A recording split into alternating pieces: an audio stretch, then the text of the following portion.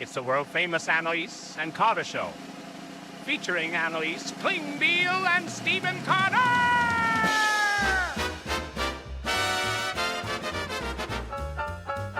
Welcome to the world-famous Annalise and Carter show. Episode 3. This is episode 3. Episode 3. I was just told that is important. Yeah. How are you? I'm doing really well. You're Doing okay. really You're well. okay with my intro today? It was okay. I mean, it had a little more energy than usual.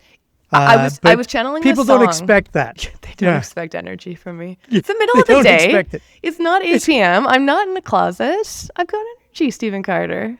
This is better. I think that when you're in the closet, though, it does amuse me. When I am recording in my closet, it is amusing to you. Yeah. The sound is good. I guess if you wanted to add specifics. There's other places. Sounds good now. Yeah, because my children are not right beside me like they would be at 8 p.m. So here we are. Yeah, not in a closet. How are you, Stephen Carter? How's your summer going? It's been a while. It's been super busy, Annalise. As you know, I'm working on all the campaigns. And it's been busy. For once, Stephen Carter is not exaggerating. He is working on all the campaigns. More than one slate, more than 2 slates in Alberta, I just found out. 3 slates. Three Alberta slates among a host of other clients, speaking events. You're a busy man, Stephen. It's good for me though. It builds character. I like the character building opportunities. I mean, I was supposed to go for a bike ride today, but we were just too busy to go for a bike ride. Yeah, that 6-hour Edmonton and home commute, it sounds like is really putting a dent. Oh, I'm in really your not summer? enjoying that. Yeah, But I'm making a lot of phone calls while I do it, yeah, so it's not I so know. bad. We talk. I talk. called you. Yeah, I called you all the time. Okay, should we chat? Should we chat about things? I you know this. You know, but I'm not so keen on actually having an agenda today. So why don't we just not do it? We're gonna talk. We're just chat, you and me. You're just like talk about riding our bikes. People can just eavesdrop like on our phone calls. Yeah. Yeah. But people. No, I don't. We can make fun good. of people who are against bike lanes. We can make fun of those people. Yeah, bike lanes are important. I've been camping, as you know. I'm a camper. I've been away for like a week, so I'm very one of those what do you call them, normies, Gen Pop, who's not super. I just haven't been engaged. It's like a week. Not hanging on every word that Danielle Smith and her cronies utter. No, unlike you, I'm not doing that. Well, I guess that's why I'm here. I'm the expert. I will inform you. You are I'll bring here, up to speed. and this podcast is not taking a summer break like other podcasts, right?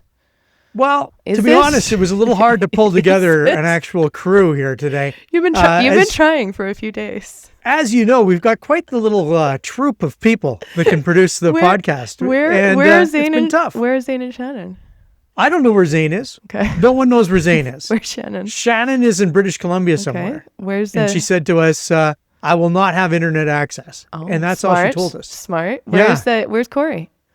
Corey Hogan is in Calgary. Yeah. He cut his vacation a little bit short. I was hoping to do a Ministry of Podcasts, but he doesn't want to. So you got snubbed by your MP. Look at you. I did. Carter. I'm like, you got to communicate with your people. He's like, I just sent out a householder. Yeah. Did you get it? I got the householder. It's thick. Yeah. There's a lot of words on that mailer. Even Heather didn't want to read it. So I think we have to provide some feedback to our young communicator. I asked him, did you hire your communication staff yet? No, we have not. That was all Corey Hogan. Fucking Corey Hogan. He's gonna be listening to this. You're gonna get some texts. It's gonna happen. I don't even know that he listens anymore. No, I don't even know. I think he does. I heard the audio last time was very bad. And that's right. Yeah, no, he definitely still listens. Yeah, that's right. It was so if particularly bad. If you've got any messages for him, I'm sure he'll be listening right now. Corey, call me. Ministry of Podcasts. We'll get right on it. Okay, I've split up what I want to talk about today into 3 categories. You can pick which one we'll do first. I've got a municipal segment, a provincial segment, and a federal segment. Ooh. Which one do you want to talk about first? I think we go from most important to least important. Were you taking notes when I said those 3 things there? What are you doing? Well, I kind of expected you to have a little bit more tricky topic headlines. No. Those are the Yeah. three. Those are the three topics. I thought, I better write these I down. like that you started taking notes.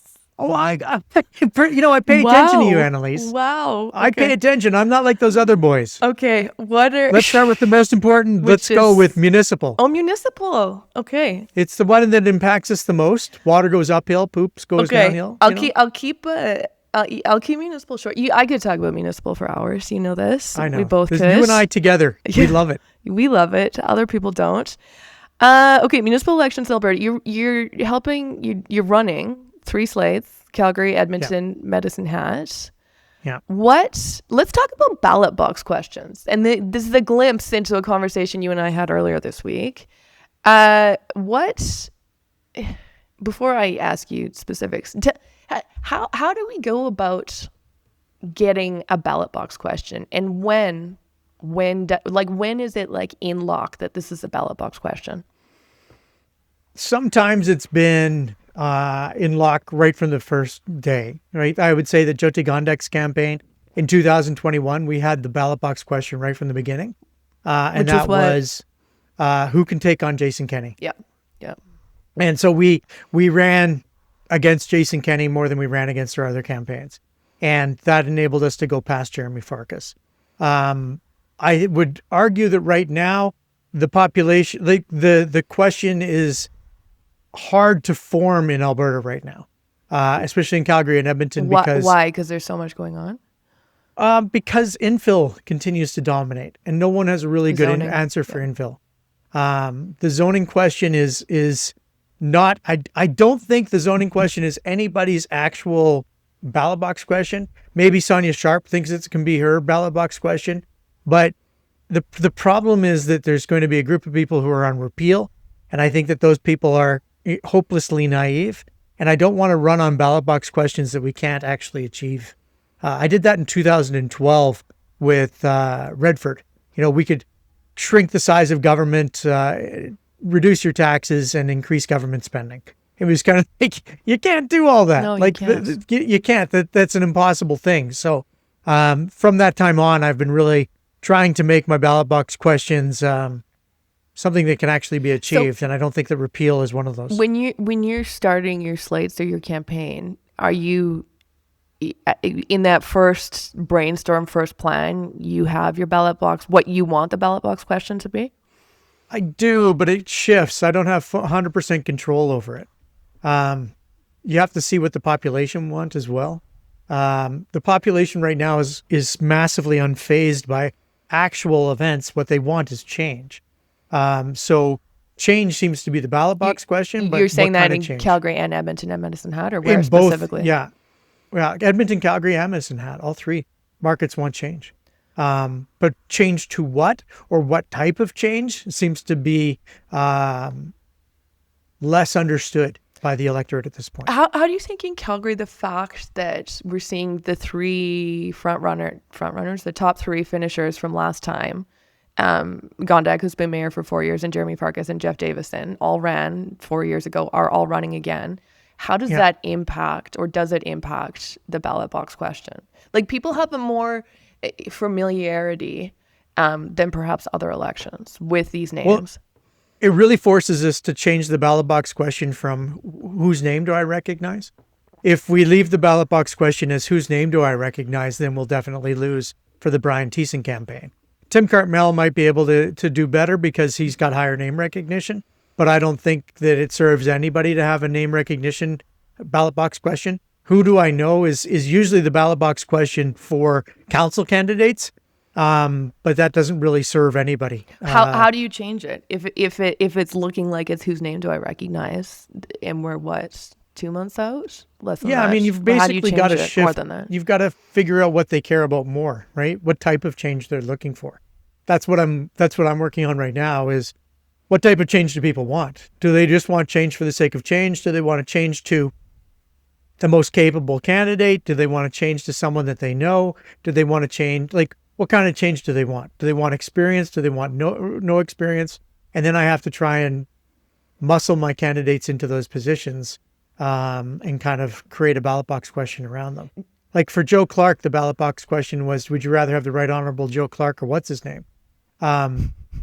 I imagine that there'll be some sort of ballot box question in Calgary that, focuses right now on the changing personalities and changing moods of Jeremy Farkas. But does that not help Farkas because it comes down to the name recognition thing? If it comes down to name rec, then it will. But if it's which Jeremy Farkas do you want to elect, or do you want to just elect the real Brian Thiessen? Okay, let's say Farkas's campaign is pushing of the name recognition, who do you know more, who's a better leader, whatever. And you have Thiessen, who right now you and I have talked about, this is not polling very well compared to the others. How do you go about changing what the question is if there's a campaign that's polling better, that has more momentum, that's pushing a different question?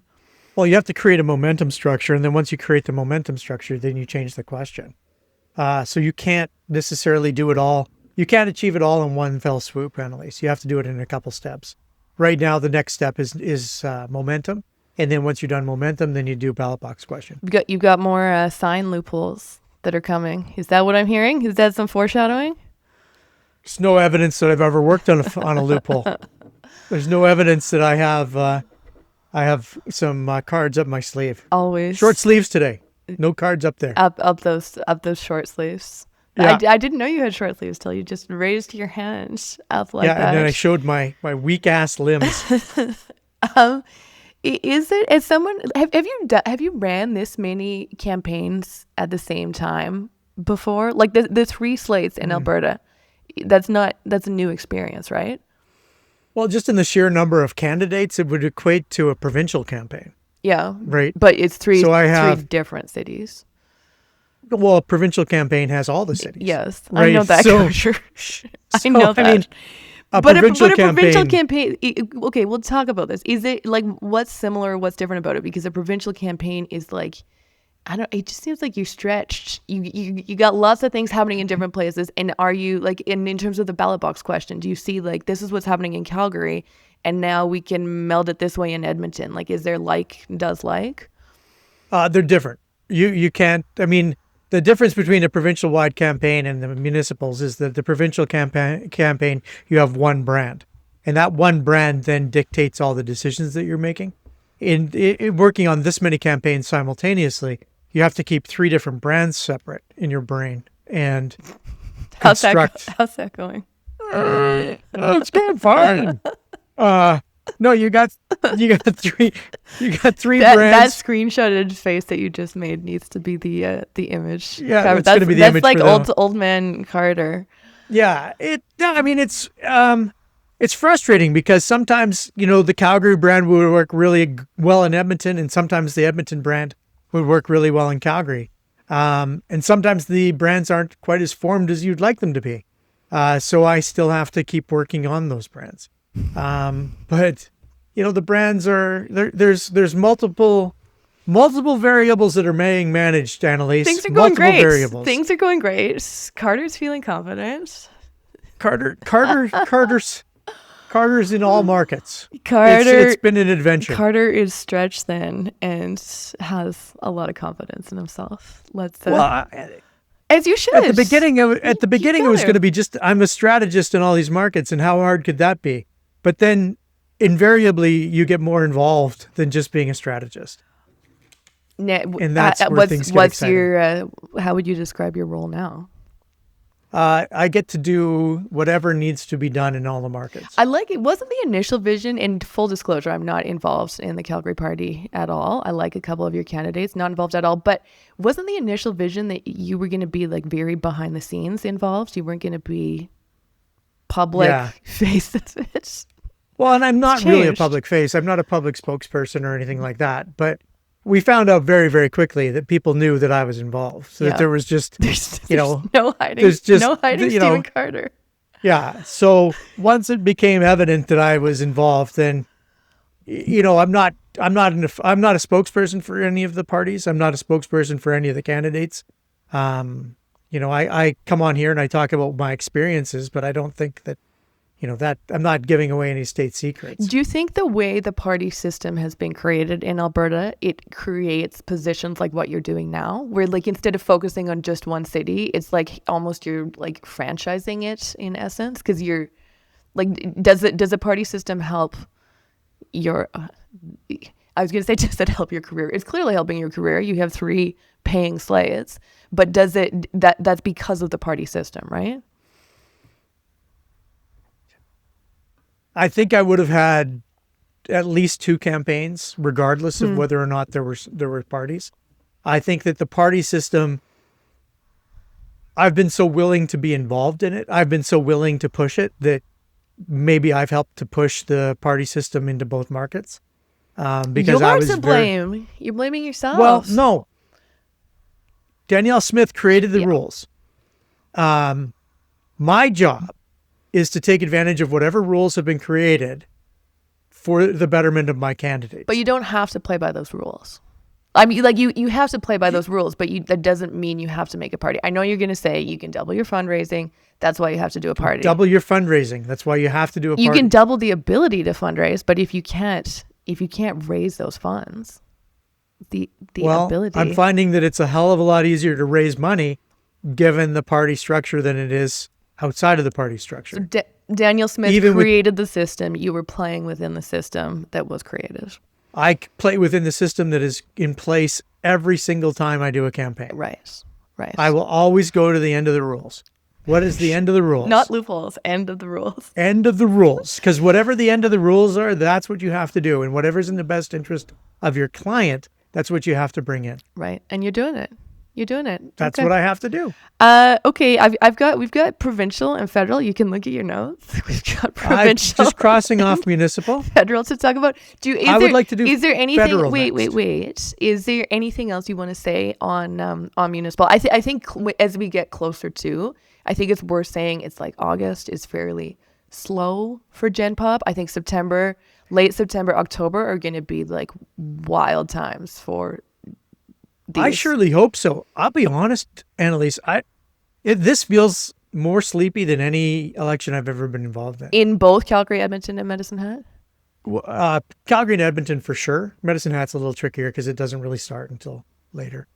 But I mean, this is why do you think it is sleepy? Do you think it's because people are just tired of politics and we just had a federal election and we hear about Trump nonstop? Like, why is it so sleepy? Is it the candidates? I think it's because the thing that they're angry about, housing, is the thing that we're all excited about. I just don't think that there's a, I don't know. I mean, it could be the candidates. I don't think it's the candidates, especially given that it's the top 3, as you mentioned, the top 3 that ran last time are running this time. Maybe it's the fact that we don't have a provincial government to rail against.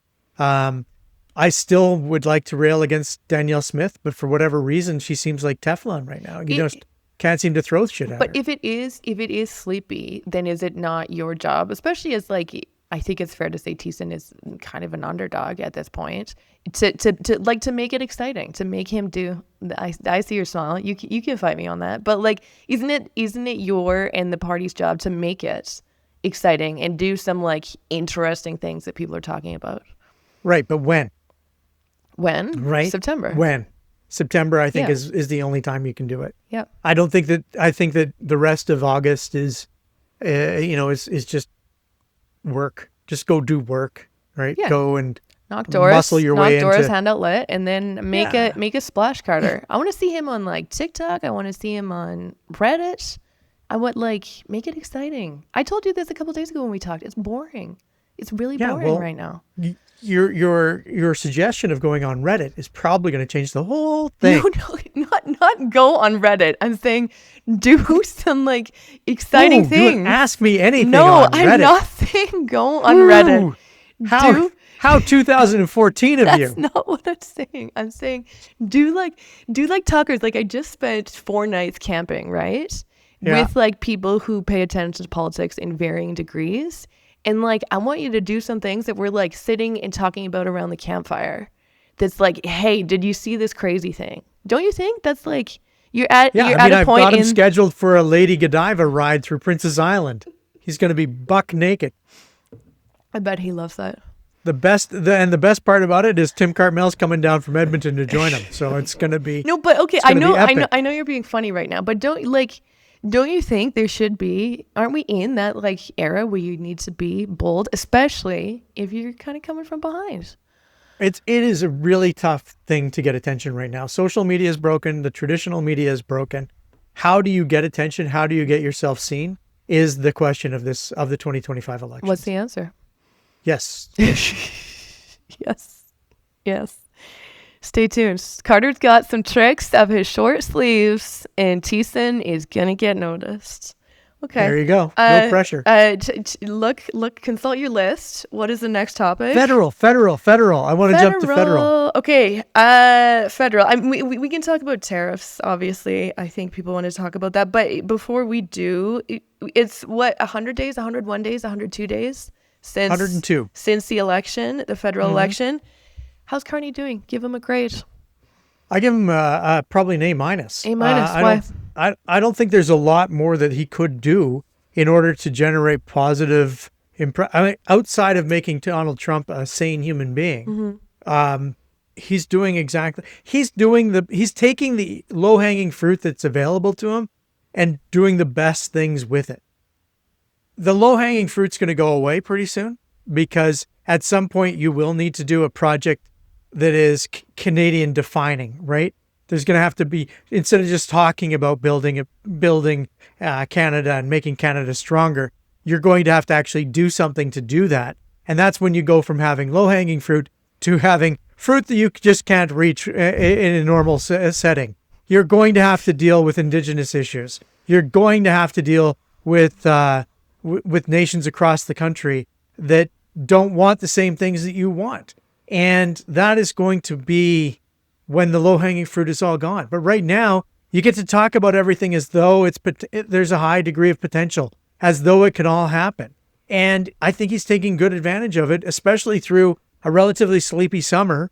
And I'm looking forward to seeing what happens in September when he kind of comes back to it. I think that it's really strong. How long can he keep that up? That I like how you said it, the low-hanging fruit to just can't reach fruit. But how long can he stretch that out? I think he can stretch it for 2025. Till the end of 2025. I think that the end of 2025, because I don't think that anybody anticipates, a country-defining capital project by the end of 2025. But 2026, the clock starts. Then they 2026, people are like, okay, what is it? Right? Okay. I mean, you made a nice lumber announcement, or a forestry announcement. That's exciting, right? Hundreds of millions of dollars for forestry. I'm excited. That makes me excited. I don't know what it means. You sound so excited, Carter. I'm so excited. Yeah. I don't know what it means. Excited. I don't know what it means. Corey will explain it to me at some point. But I don't, great. But it's not a country-defining project. Corey will explain it to you at some point. Well, he's, I don't know if you know this. He's the parliamentary secretary. His job as MP is to explain things to his pal, Stephen Carter. That is his job. Yeah, that's his job. How do you think he's doing? What's his grade? A+? For Corey Hogan? Yeah. He's a solid B. A B. Wow. Yeah. Okay. His constituent communications could improve. Could be better. How could Mark Carney improve his A- to an A+? What do you think he could be doing better? And would you want him to? Because if the expectation is like that he's operating at that level and then he doesn't, does that change things? I think the hardest thing is that the actual change requires a focus on Trump, right? If he was succeeding in the tariff war, if he was succeeding in the trade negotiations on some level, if he could bring home a deal by a deadline, I think that he would be, operating in the A+ category. I don't think that that's attainable for anybody right now. So I don't think that anybody in this class is getting an A+. Anybody negotiating with Donald Trump is hampered by Donald Trump. Let's talk about that. Canada has not secured a trade deal. This August 1st Trump imposed deadline has come and gone. Our blanket tariff on Canada is now 25% to 35%. Is no deal better than a bad deal, like strategically? Well, I think that there's some nuance here and there's some details that we're not that I'm still a little fuzzy on. Right? You need Corey to explain it to you. Exactly. Well, I'm going to call Corey and have him explain it to me. What I understand is that the blanket tariff is for goods that are outside of the Canadian-Mexico agreement, CMT or whatever. There's no T. There's no T. Whatever the acronym is. Canada, U.S., Mexico agreement. Sure, that one. But there's so this blanket tariff, while challenging, isn't as challenging as it could be if he was ignoring that previous agreement. He is, to a degree, ignoring the previous agreement, but he's not ignoring the previous agreement wholeheartedly. It's not actually like 35%. Across the board. Exactly. On everything that we've ever shipped. Right. Right. Yes, yeah, so we understand this. If it were, we'd really be in trouble. Yeah. Yeah. But as it currently stands, I think that we're just at a level of frustration, not necessarily a level of really economic devastation. Now I say that, but I'm sure there are industries that are being economically devastated or will be economically devastated in the future. I know that, each of these times that Trump opens his mouth, I'm sure that the markets just kind of, teeter on the edge of something, either going up or down or whatever, some sort of major reactions. But my view is that, like the people who've negotiated the deals, like the European Union taking the 15% tariff across the board and opening the European Union to more American goods, I'm not sure that they deserve an A+ either. I'm not sure that that's the solution that's going to make it better for the United States and better for the European Union. So I'm not sure that anybody in the class can get an A+. I think that the teacher may have taken that off the table. Okay, but you didn't. Is no deal better than a bad deal? Was the question. Not I just the totally A+. answered that. No, you totally didn't. answered. You said it's complicated, and then you just talked and talked. Is no deal? And talks. Yes. You're writing no down. deal is better than a bad deal. Check on Carter's list. Have you liked his communication around no deal? Yeah, I like his communication in general. Yeah. Okay. I find him to be easy to listen to right now. One of the things that always bothered me about Justin... You're about to say. I was about to find say. him easy to listen to because he's like... One of the things that always bothered me about Justin Trudeau is that you never had the sense that he was being authentic. And I think that with Mark Carney, every time I hear him speak, I think that he is being 100% authentic. I think that his authentic meter for me is super high. What about you? Do you think he's authentic? Yeah. I think he's authentic. But I think you're more the... you guys look alike. You're similar aged. Like, you like him because he's like you. Is that why I like him? That's why you like him. Because I'm a multi-millionaire. You see yourself. Hundreds of millions. You see yourself in the prime minister. Yeah, that's my what next you like iteration about him. is like this. Yeah, no, I think that his authenticity is super high. I like listening to him. I like it when he tries to explain something to me. When Justin Trudeau did it, I did not like it. Okay. I could poke some holes in there, Poke but some no, holes. I'm not. Go for it. No, I'm not afraid of you. You can bring your A game. Bring your A game, Annalise. I've been on vacation for a week, Carter. It's just the way you said it. You're like, I like how he talks to me, and it was. Don't you like the way he weird. speaks? I wouldn't say I love it. I wouldn't say I hate it. Yeah. I feel like it's actually being communicated directly to me when I talk to him. Yeah, because you're like him. You're, yeah, okay. Well, I've asked you to step in. You're not like him. No, I'm not like him. I'm not like him. Okay, but here's the thing. We were talking about campfire conversations. Right? And so mayoral race in Calgary, not breaking through to Gen Pop. But I was just camping with people for several days, is like, the American thing, right? People being like, oh, we changed our summer vacation plans. We're not going to America. Oh, check out these hot dogs I brought. They're Canadian. Have you tried them before? How much do you think that, like, the fact that that this like America bad, Canada good narrative is seeping into the Gen Pop, the normies, as you like to call them, how much does that help Carney? I think it helps him tremendously. And that's probably one of the reasons he's at an A-. How long will it continue to help him for? I didn't think it would last this long. You didn't think it would last this long? No, I'm actually surprised. Usually, like consumer boycotts, let's call it a consumer boycott, generally fizzle very, very quickly. They have usually no impact on the intended target. they fizzle, and oftentimes they'll have the opposite reaction where people just become more aware of the product that is being quote unquote boycotted. So, you're boycotting Oreos because they put up the flag, put the flag on their products for, Pride Week or Pride Month or whatever. That tends to do better for Oreos. This case, we are actually seeing real declines on the number of people who are going to the United States.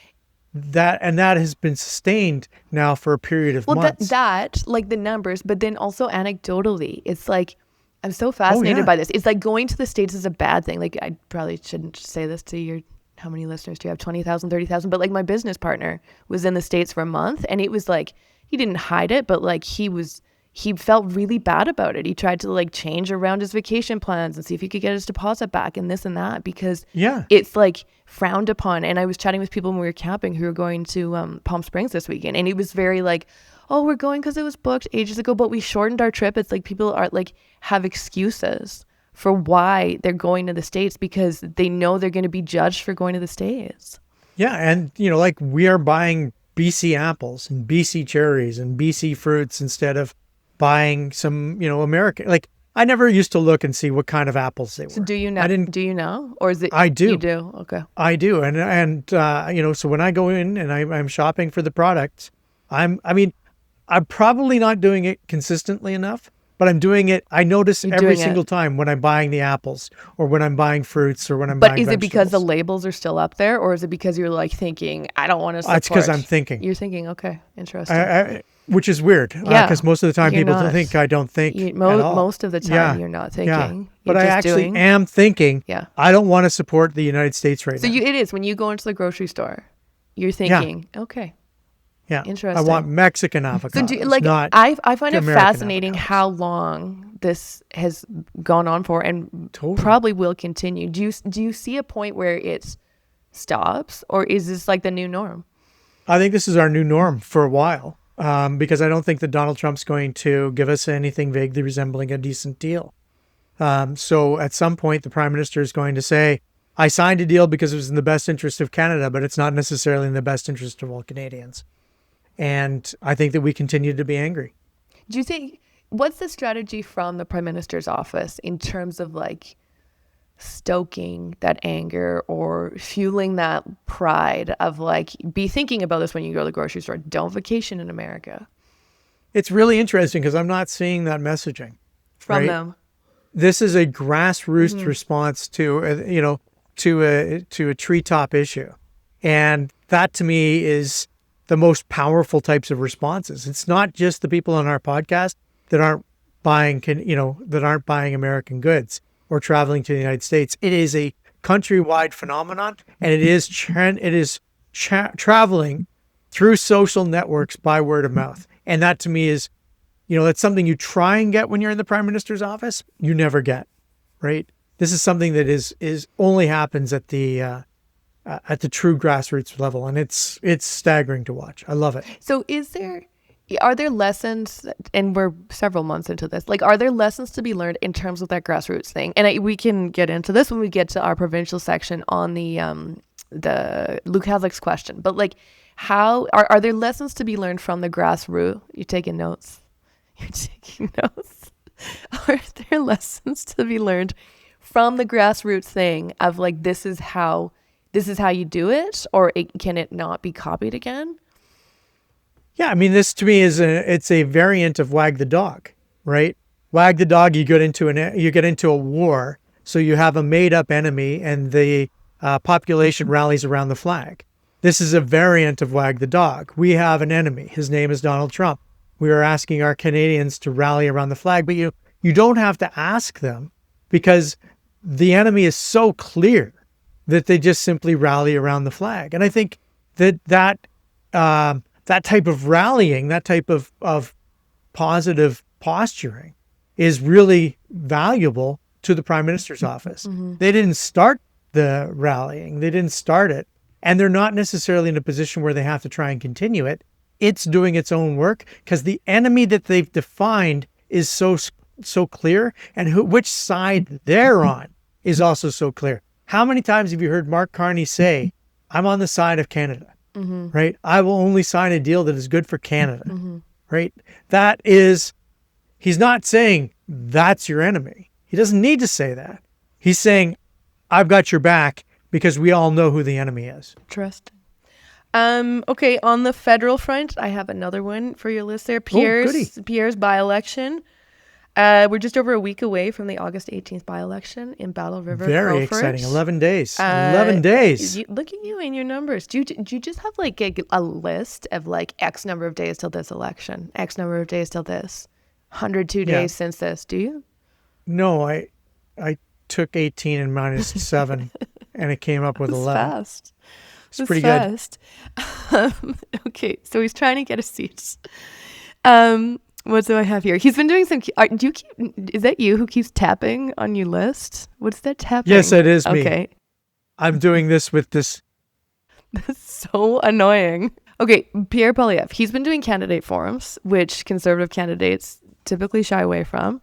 I think you would probably agree with me, it's going to be a slam dunk for Poilievre. Do we agree on that? We totally agree on that. Okay. It's one of the safest conservative seats in the country. It's why he's running there.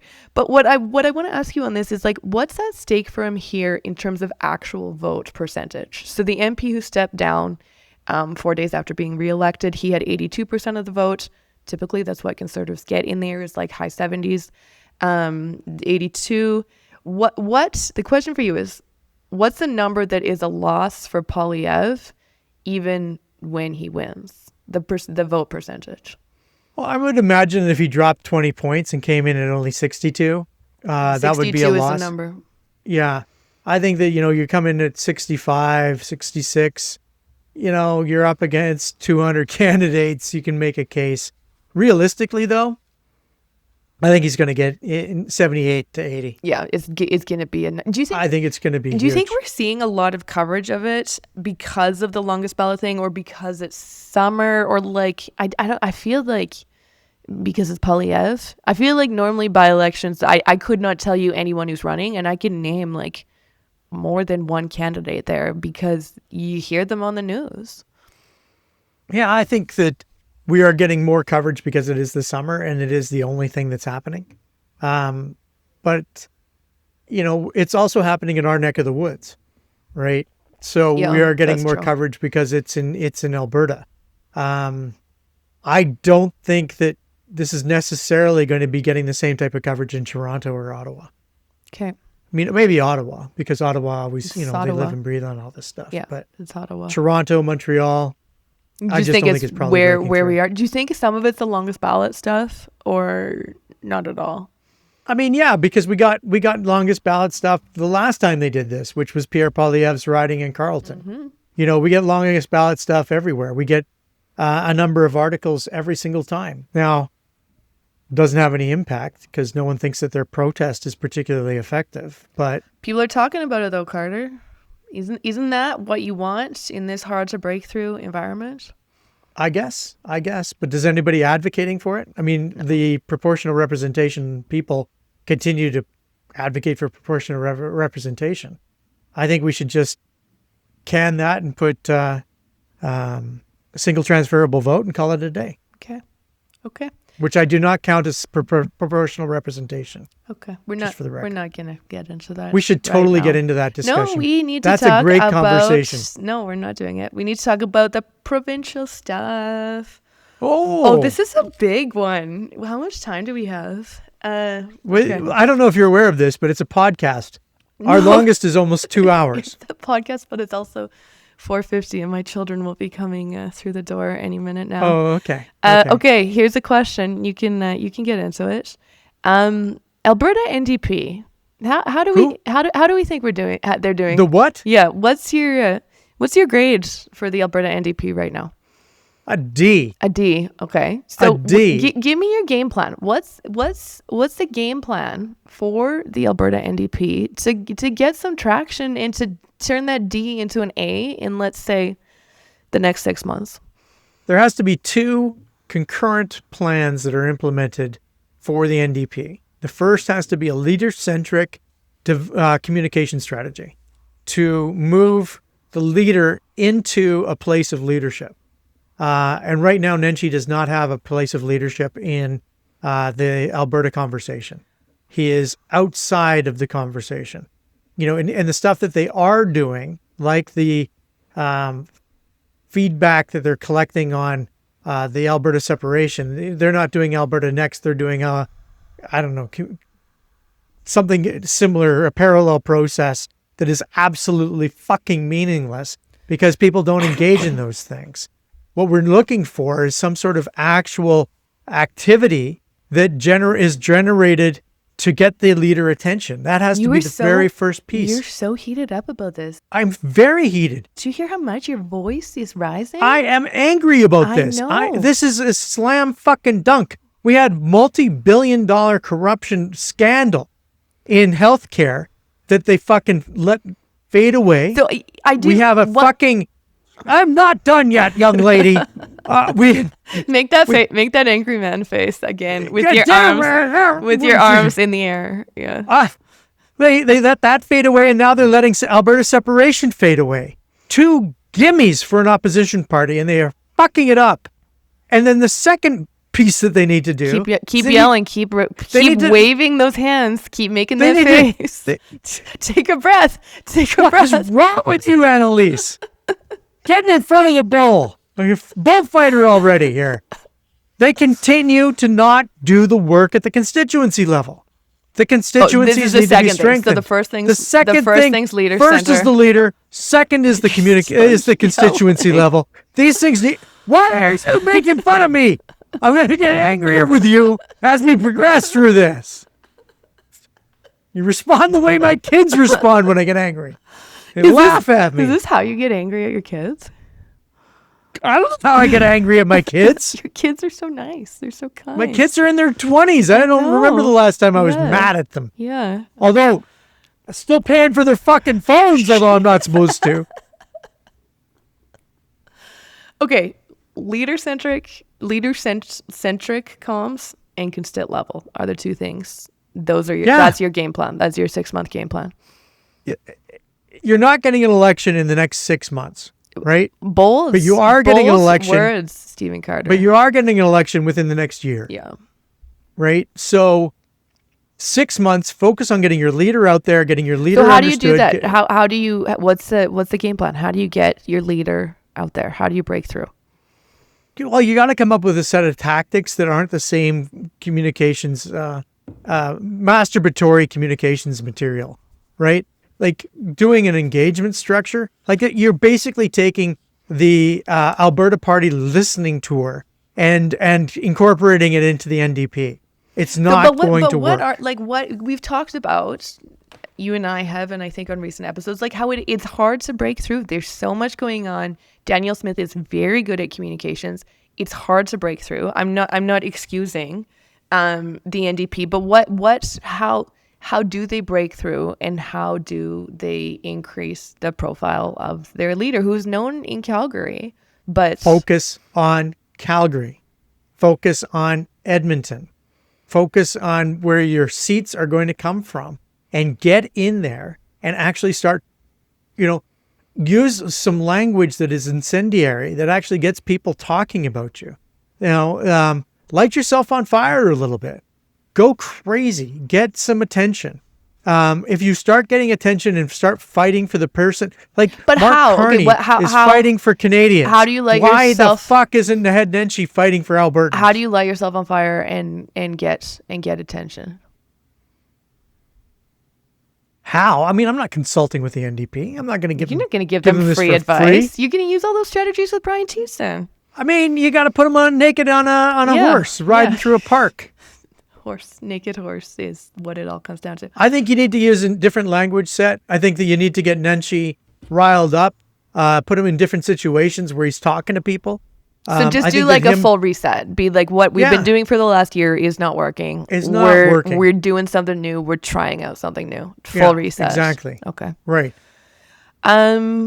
Okay. Those are my plans. Do you have any other advice? I feel like one of the last times we talked, was with the what's his name, the Sam Raish, the landlord story. Remember it? Because you were like, this is the Global Mail scoop. You're like, this is going to be big. I was like, no, it's not. It's not going to break through. You're like, it's huge. It's going to break through. Didn't break through. Mark it down on your calendar, okay? Stephen Carter said today, so hold on. Jeb Bush is the guy. Well, it turns out nothing is breaking through. Right. Sam Which Marish's was my landlord point. story should have broken Which through. was my point like 2 months ago. Right? Oh, well, you were right and I was wrong. So you're looking for, Annalise? You're the second person who said that to me today. Alex said it to me earlier. Thanks, Carter. I was looking for that. No, that's all we could do. I was irrationally angry earlier. And for that, I'd like to apologize to the listeners. Look at that apology. No, but it's hard to break through, right? It is hard to break through. It is super hard to break through. Anybody trying to run in politics right now, I've talked about it a million times. The general media has fallen apart. We've filled that void with social media for quite some time. It has fallen apart. News is not getting shared. There is no mechanism available to actually share information except sitting around a campfire, apparently. Yeah. And how that information gets there is a giant fucking mystery. We don't understand social network construction enough to consistently create information that travels through social networks. Well, yes, but I think it's part of it is that just people relied before on solely traditional media. And traditional media, I think, is still a small portion of it. But as you say, there's these other social media people don't understand. They don't understand where it's gone and what it is. Exactly. Okay, we agree there. Perfect. Okay. We're so good. This has been such a good podcast. That's kind of People you. are so That's lucky kind to of listen you to us. to say. This is the world famous, isn't it? Yeah, it is world famous. Yeah, People it's across the pretty world fucking are lucky to listen. Okay, last one on the provincial stuff, which is the separation referendum question. So Thomas Lukaszuk is now on the clock to get nearly 300 signatures on this day in Canada. 300,000 signatures. Sorry. 300,000 signatures. Yeah, because I think he could actually get 300. Yeah. 300,000 signatures on the stay in Canada question. He's got a higher threshold because of when he filed his question. Albertans could start signing the petition as of, I think it was a week ago when I was away. Yep. He says he's confident he'll get there. From a number standpoint, I don't think he will. Do you? No, he's Okay. absolutely 100% going to fail. Okay. We knew this when he put his question Yeah, you've forward. said this before. So we know it okay. now. It is not going to happen. So calm down. So the question is, Well, that's the way to make me calm down, Annalise, is to tell me to calm down. the question is, I've spent like the last many days with a 1-year-old and 3-year-olds, and it's just like with my 1-year-old and 3-year-old. I'm Just not a random 1-year-old and 3-year-old. My own children, but you're yelling at me. I'm having flashbacks of my 3-year-old. Yeah. When he's just I had do too behave much, like when a he's just 3-year-old. had too much sugar and not enough sleep while camping. Okay, the question for you now that you're calm is, what is the best strategy to get 300,000 in-person signatures in 90 days? Like The best strategy? Yeah. How? Let's say the people, Lukaszuk and his pals were like, Stephen Carter, here's $1 million. You're helping us out, and they're paying you because we know that you work with people who give you a good paycheck. You're still taking notes. I'm doing math. You're still taking notes. Like, what's the strategy? If someone was giving you a paycheck and said, like, here's the problem, we need 300,000 signatures in 3 months, beginning August 1st. So one of those months this summer, how do you do it? First of all, you time it so you're not doing it in the summer. Nope. You got August, September, October. You need 100,000 signatures a month. And they're giving you a paycheck. No, they're giving you a huge paycheck. I will take their money and I will say that it can be done, but it can't be done. Here's the truth. If you want to achieve a $300,000 or 300,000 person petition, you have to have a core group of 4,000 people spread out across the province. How many people do you need? 4,000. Okay. Across Alberta. 4,000 means that you're getting 75 signatures from each of them. You tell each of them that they've got a 200 signature requirement. And then each one of them goes out and tries to generate 200 signatures. So where do you get those 4,000 people from? This is where the problem lies, right? There's only a very select number of organizations that could generate 4,000 people. Unions maybe would be able to generate that many people. Generally speaking, they wouldn't be able to, right? So if you were to look at somewhere, like maybe you could get everybody who has one of those clean coal or protect our mountains. Yeah. Or Defend our water, Alberta parks. Whatever. Maybe if you got all of those people, you would have 4,000 people. You'd have to get them all. You'd have to get everyone who has a sign. Everyone who has a sign. And the problem is that their social networks all include each other, right? Like you're batting in the same, you're all in the same pool, right? How do you get enough people from outside of that pool is where. So what would this would is you why do it will it? never succeed. Okay, would you do it? Would you take the work, the very well paid work, hypothetically, if the threshold was not the 300,000, it was the new lower threshold of 177? Then is it possible if that number's cut in almost half? Yeah, I mean, you could now go to 2,000 people. But your first objective is to organize 2,000 people who want to collect signatures. So what's the max? 4,000, you're saying totally impossible. You can't find your 4,000 people to spread out. You think you can find 2,000? I think I could get like 2,000 people if we were doing an Olympics if the question was we want to bring the Olympics to Alberta. You could get 2,000 people because you go to to sport organizations. I'd be able to find enough people in sport organizations, people who like the Olympics. It has a broad appeal, economic impact of it. You could probably find 2,000 people who would each go, and they would have a broad social network. Here, I'll poke some holes in your theory that there's not 4,000 just for fun. We were talking about this like Canada movement and how people are into it and they're buying Canadian. Like, can you just camp outside of the grocery store and be like, hey, you just bought Canadian, you love Canada, sign our petition and come be one of our people who goes around. Like, they will generate 72,000 signatures doing it that way. They'll generate how many? 72,000. Okay, that's my guess. So that's how many signatures Thomas Lukaszik's going to get. But so you're just the threshold is just too high. You can't. I mean, you would have to sit. If this is the point about the 4,000 people, you can't just sit outside of a grocery store. A grocery store is drawing maybe, I don't know, 4,000 unique customers a week, right? Carter, have you been to the Beacon Hill Costco? No one goes to the Beacon Hill Costco. Have you been to the Beacon? Dump. It's hell. It is hell. Have you been to the Beacon Hill Costco? Why would you go there? Why would you go there? The Beacon Hill Costco, if you went to the Beacon Hill Costco on like a Friday, Saturday, Sunday. Wow. There are everybody so just many signed people. Your petition?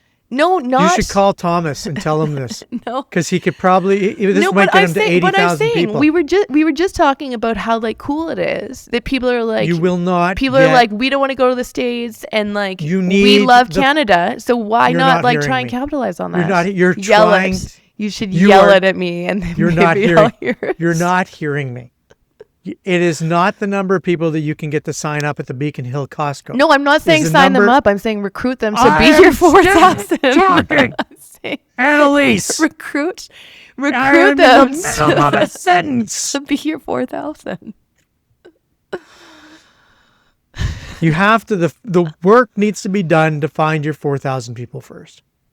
Then maybe you can find the number of people required to sign the petition. So get some of them from the Beacon Hill Costco on I Friday, will fucking Saturday, come over to their house. I hate the Beacon Hill Costco so much. I'm sensing that. Why would you do that to yourself?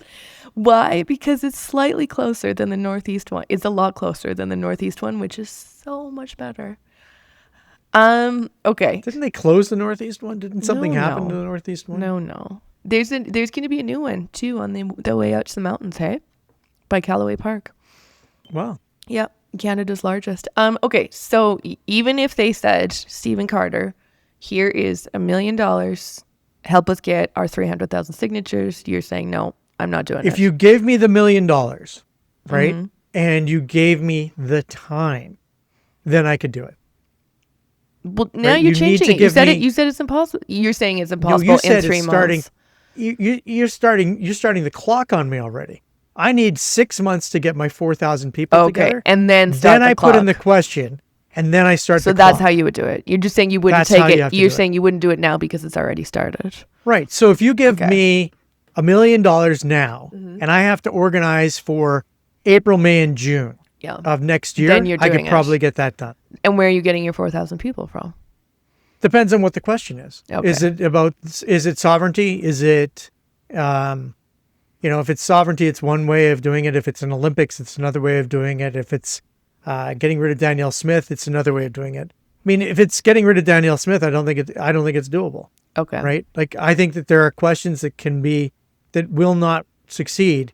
And one of them is on Alberta sovereignty. I just don't think enough people, it's just not one of their highest issues. So then it's not something they think about. If a group approached you and they gave you the 6 months of lead time that you want, your strategy would be a totally different topic altogether.